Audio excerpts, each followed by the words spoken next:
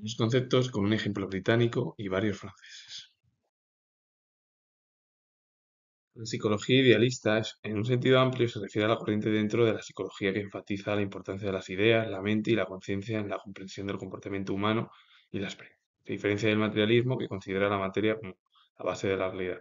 En torno al ámbito de la psicología idealista, lo que se centra más es en la corriente, la cual el propio pensamiento psicológico, la propia psicología, enfatiza la importancia de las ideas, la mente y la conciencia en la comprensión del comportamiento y la experiencia.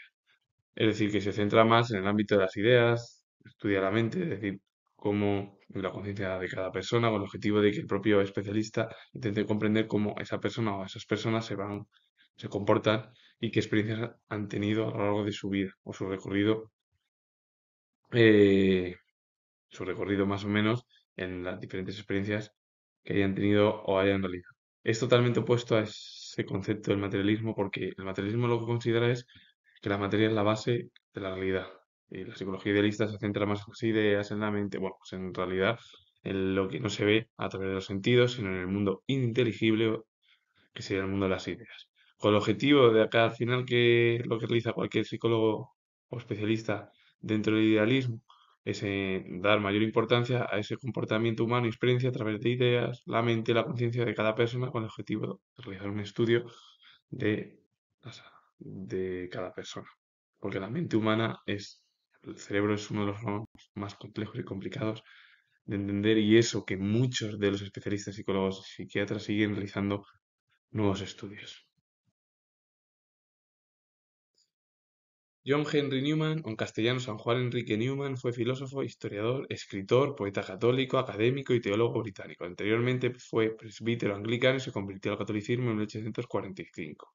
Y como miembro del oratorio de San Felipe Neri, fue más tarde elevado a la dignidad de cardenal por el Papa León XIII, uno de los papas más influyentes en la vida política y religiosa de, el mundo occidental. Y la obra de John Henry Newman es Apología pro Vita Sua de 1824. Un hombre que fue filósofo, historiador, escritor, poeta, católico, académico, teólogo, es decir, que unió el pensamiento con el ámbito religioso y que al principio fue presbítero anglicano, se convirtió en 1845 al catolicismo y como miembro del oratorio de San Felipe Neri, que fue más tarde elevado a la dignidad de cardenal por el propio Papa León XIII, es decir, siendo él teólogo, filósofo, historiador, escritor, poeta católico, académico.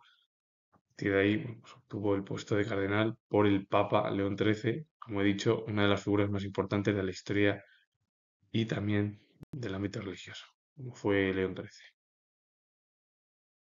Maine de Biran fue filósofo, psicólogo y político francés y como político destacó como diputado y consejero de Estado. Una figura bueno, pues, que dejó huella en el pensamiento y también en la política francesa. El anterior ejemplo fue el de la transición entre el final de la Edad Moderna y el comienzo de la Edad Contemporánea en Francia. Los ejemplos el de ahora pertenecieron a la Edad Contemporánea francesa de los siglos XIX y XX, como fueron Félix Rabasson y Louis Labelle. Félix Rabasson fue filósofo y arqueólogo francés, maestro de Henri Bergson. Henri Bergson fue uno de los principales filósofos más importantes de Francia y también de Europa. Hay fuentes en torno a Félix Rabasson, históricas, que indicaron que él fue expulsado de la universidad por haber criticado a su profesor y por haber criticado el eclecticismo del profesor Víctor Cousin y que solamente se encargó de labores administrativas. Un hombre que unió el pensamiento con la arqueología, es decir, el pensamiento y el pasado, que fue maestro de Henri Bergson. Henri Bergson fue uno de los principales filósofos del siglo XX y sobre todo de finales del siglo XIX, de la filosofía francesa, como fue Bergson, y de la cultura occidental. Las fuentes históricas hablan de Félix Rabasson como que le expulsaron de la universidad por haber criticado el eclecticismo de su profesor, Víctor Cousin, otro filósofo importante, y que solamente se encargó de labores administrativas. En cuanto a Louis Labelle, fue filósofo francés, autor de una amplia obra de metafísica con un fuerte componente espiritual y existencial. Ambos dejaron huella en el pensamiento al final de la filosofía contemporánea francesa y europea. Dos intelectuales importantes dentro del pensamiento francés y de la cultura occidental. René Lassène y Octave Hamelin. René Lassène, que fue filósofo y psicólogo idealista francés, por ejemplo, Maine de Biran, que fue filósofo y psicólogo, además de político, como he explicado en su diapositiva, hay que hablar ya que la psicología ya tuvo un papel predominante a partir de la edad contemporánea, en el siglo XIX, y junto con la psiquiatría, aunque anteriormente la psicología y la psiquiatría no existían, y otras materias como la sociología sí que tenían mayor importancia desde el nacimiento de la cultura grecolatina, y eso en el mundo occidental y en la cultura oriental. Por René Lassen, como he dicho, fue filósofo y psicólogo idealista francés. Octave Hamelin fue filósofo francés, discípulo del filósofo Charles Renouvier. Fue profesor en la Universidad de Bordeaux a partir de 1864 y de la Sorbona desde 1905. Bueno, fue conocido por haber traducido varias obras de filósofos antiguos y por escritos sobre la antigua filosofía griega. Octave Hamelin se dedicó prácticamente a traducir obras de filósofos antiguos y escritos de la antigua filosofía griega. Muchos de ellos, todos los ejemplos que he hablado, dejaron huella en la cultura francesa, en el pensamiento casi dominante en el viejo continente, y el primer ejemplo, que era británico, pues unió casi el pensamiento filosófico con la religión. Y John Henry Newman destacó en la cultura anglosajona. El espiritualismo francés es una corriente filosófica que surgió en Francia a mediados del siglo XIX, caracterizada por su énfasis en el espíritu, la conciencia y la primacía de lo espiritual sobre lo material. Se oponía al materialismo y al positivismo de la época, buscando revalorizar la metafísica y la conciencia como fuentes de conocimiento. ¿Qué es el espiritualismo francés? Una corriente que surgió en el siglo XIX. El objetivo al final fue marcar los énfasis en el espíritu, la conciencia y la primacía de lo espiritual sobre lo material. Es decir, el espiritualismo francés da mayor importancia al espíritu, la conciencia y la primacía sobre aquello que es lo material. De ahí que se opusiera al materialismo, al positivismo, que eran dos corrientes filosóficas cercanas a la realidad, y además lo que intentó revalorizar el propio espiritualismo francés fue la metafísica y la conciencia como fuentes de conocimiento. Es decir, todo lo que estaba para el espiritualismo francés, lo que lleva a cabo en su pensamiento es dar importancia al mundo del espíritu, de las ideas, de lo que tenemos en nuestra mente, con el objetivo de revalorizar la metafísica, las cosas que están más allá de lo que sería el mundo de los sentidos y de la propia conciencia, cómo considerarlas la metafísica y la conciencia como las principales fuentes de esta corriente filosófica. Totalmente opuestos al materialismo. El materialismo lo que da mayor importancia es a la materia, el positivismo es al ámbito científico. El criticismo es una corriente filosófica que se centra en el análisis crítico del conocimiento, especialmente en sus límites y fuentes, buscando establecer una base sólida para la reflexión filosófica. Se distingue por su actitud reflexiva y crítica tanto hacia las afirmaciones del conocimiento como hacia las propias facultades cognitivas del ser humano. De ahí que lo que intente llevar a cabo el criticismo es una especie de análisis crítico del conocimiento, especialmente en sus límites y fuentes, buscando establecer una base sólida para la reflexión filosófica. ¿Qué sería eso? Pues lo que distingue pues, su actitud reflexiva y crítica tanto hacia las afirmaciones del conocimiento como hacia las propias facultades cognitivas del ser humano. Es decir, es criticar, es decir, el criticismo de Kant, o lo que hablaba Kant, es que ni todo es racionalista como hablaba Descartes dentro del mundo cartesiano, ni todo es empirista. Hay cosas que se unen y se pueden llevar a cabo en el ámbito de unir racionalismo y empirismo, es decir, tener el mundo de las ideas, el mundo de la mente, con el mundo de los sentidos. Es decir, unir el mundo sensible con el mundo ininteligible, para llevar a cabo una reflexión normalmente pues acorde. De ahí que Kant fuese más o menos casi el precursor justo de ese pensamiento entre Descartes y Hume, aunque bueno, con Hume coincidió prácticamente ambos, porque fueron del periodo ilustrado, junto con Locke, a diferencia del racionalismo cartesiano. Lo que te habla al final es que, claro, hay cosas que tienen una serie de límites, como habla Kant, el criticismo, en torno a nuestro conocimiento y fuentes. Y entonces lo que tenemos que hacer es nosotros establecer una base sólida para la reflexión filosófica. Es decir, nosotros tenemos que coger nuestras propias ideas.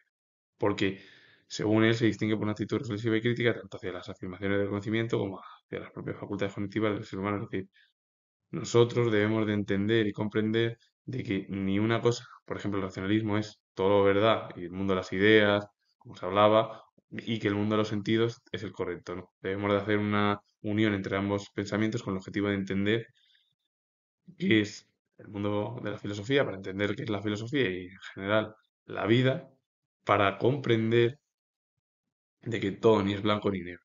Y esto incluso se podía aplicar a la vida normal, de que nosotros tenemos que sacar nuestro propio pensamiento y evitar, ya sea lo que te digan unos y otros, y tú si recoges algunas ideas positivas de unos, bien, y también lo negativo también es algo positivo, se dice. Pero normalmente siempre tenemos que tener nuestra propia personalidad en nuestra forma de pensar. No debemos de recoger unas ideas solo porque veamos que son las nuestras. Hay que recoger casi todo. De ahí que Kant hable de ello, es decir, que hay cosas dentro del racionalismo que son positivas y cosas dentro del empirismo que son positivas y que se pueden unir ambos pensamientos. El neocriticismo es un movimiento filosófico surgido a finales del siglo XIX que revitaliza el criticismo kantiano, buscando nuevas perspectivas dentro del marco de la filosofía de Kant. También se conoce como neocantismo y se caracteriza por un renovado interés en la filosofía de Kant, explorando ideas y aplicándolas a nuevas problemáticas. El neocriticismo es al final recoger las ideas que hablaba Kant con el objetivo de que hay que ser crítico, que hay que evitar los dogmas, que tenemos que nosotros recoger nuestra propia personalidad y nuestras propias experiencias a través de nuestra propia personalidad que tengamos en nuestro propio pensamiento. Y el neocriticismo lo que recupera son las ideas kantianas, de ahí el neocantismo, con el objetivo de que de llevar a cabo una renovación de la filosofía de Kant en el siglo XIX, porque Kant perteneció a la Ilustración, que fue un siglo, bueno, pues, en el cual se criticaba el absolutismo monárquico, las instituciones eclesiásticas, los dogmas, la recuperación al final de que según Kant, para él ni el racionalismo ni el empirismo son la idea correcta, que se pueden unir ambos pensamientos con el objetivo de sacar nuestra propia conclusión. Eso es lo que siempre ha hablado Kant en en su propia filosofía.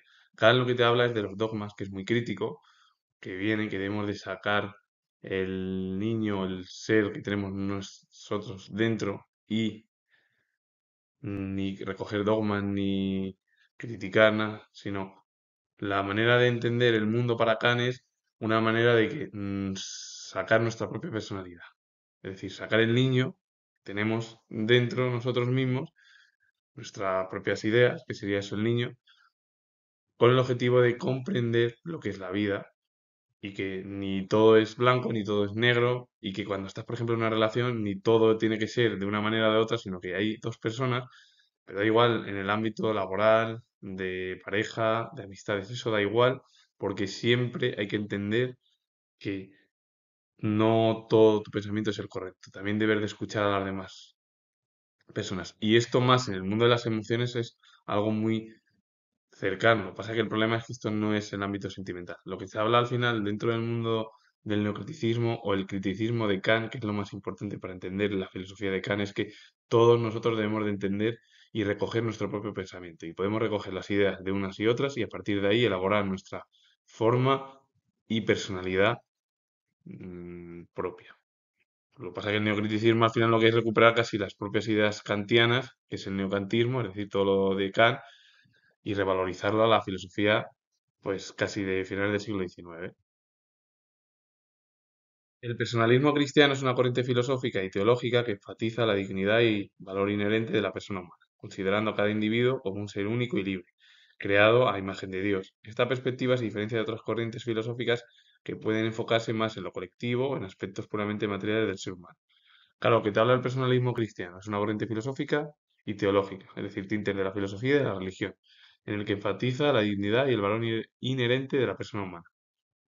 ¿Qué quiere decir esto? Que cada persona somos únicos y libres, es decir, cada persona somos únicos y tenemos nuestro propio pensamiento y opinamos de una manera, de otra, y eso no es malo, eso es hasta lo mejor, porque para ser robots, pues ya existen los robots, que son todos iguales. De ahí, lo que pasa es que, claro, el personalismo cristiano se deja más en el énfasis de la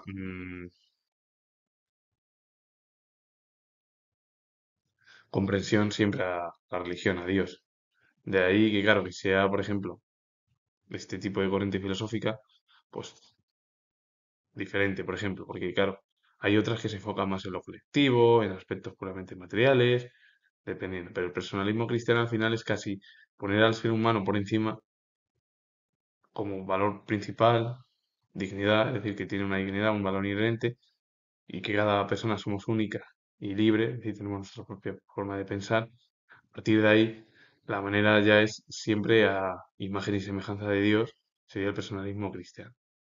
De ahí que cada cual tengamos nuestra propia forma de entender, porque hay otras corrientes que se centran más en lo colectivo o en lo material. Y con ello finalizo comentar que soy historiador y os he puesto este vídeo relacionado con el mundo cultural en Occidente y ejemplos, la cultura británica y francesa, darle a like, suscribiros, comentar, repito de nuevo que soy historiador y nos vemos en el próximo vídeo.